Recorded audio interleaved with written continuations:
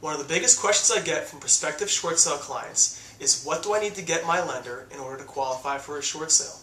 So in this video, I would like to go over what is needed by you in order to get the bank to agree to a short sale.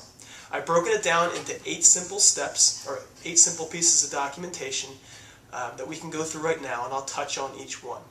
A quick caveat to this conversation would be that depending on who your lender is or who your lenders are, there could be additional documentation to be provided, but I won't really go into that depending on who your bank is. You can give me a call and I'll go over it specifically with you. So the first one we'll touch on is the hardship letter. Okay, now this is by far the one I get the most questions about. This does not need to be a memoir of what's happened over the past 6-7 years of your life. This can be anywhere between 4 to 8 sentences. It can be very simple. My income has dropped by X. My expenses have increased by Y. I don't want to go to foreclosure. Please allow me to short sale. Signed and dated. A piece of documentation number 2 is going to be bank statements. We would need the past 2 most recent bank statements. Biggest questions I get on this would be, I have $20,000, $30,000, $50,000 in the bank. The bank is going to laugh at me. They're not going to let me short sale. This is not true.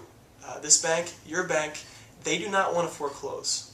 Okay? They want to short sale. They make more money. We have leverage. If you have some money in the bank, don't be concerned. Piece of documentation number 3, most recent 2 paychecks. Okay? Now, biggest questions I get on this are, I'm self-employed. I don't get paychecks. What do I do? Not a concern. We help you put together a very simple profit and loss statement. I also get questions in regards to overtime. If you make more money between the months of September and December and you don't want to provide overtime documentation to them, don't be concerned about that. We can average it out over a 12-month period, and we give them the average income on a monthly basis, because that's what really matters. 4th piece of documentation is going to be the last 2 years' tax returns. I don't need the full tax returns. I need the 1040s. And these are just the summary statements of your taxes. These need to be signed. The 5th piece of documentation is a financial statement. Okay? And then this is also very simple. It's your expenses versus your income on a monthly basis, and it also includes assets and liabilities. And this needs to be signed as well.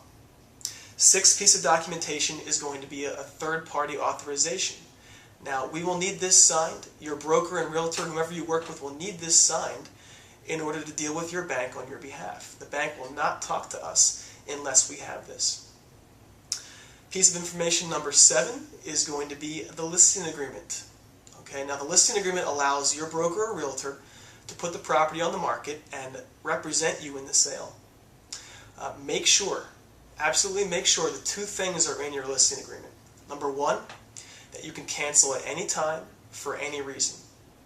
Number 2, that as the seller, you do not pay commissions, the lender does. We make sure that these things are always in writing in our listing agreements. Piece of documentation number 8, and the last one, is going to be if you want to qualify for HAFA. Now, HAFA is a government short sale program. It stands for Home Affordable Foreclosure Alternatives. The benefit is that it will get you $3,000 at the end of the short sale, and it can also halt the foreclosure process. Okay, now it is required that it's your primary residence in order to qualify for this. There's other criteria as well. But one of the things we'll need to provide for this are 2 most recent utility bills to prove that you do live there. There are other documentation to qualify for HAFA. One is the RMA form, and one is the Dodd-Frank form, and the other is the 4506T. And this allows your lender to go request tax transcripts from the IRS. So wrapping this up, again, from what I'll allude to what I said in the beginning of this video, you have to understand that depending on who your bank is, these things can change. You might need more documentation, less documentation. So give me a call. I'm happy to go through exactly what is needed based on your specific situation. So I hope this helped. Thanks for watching.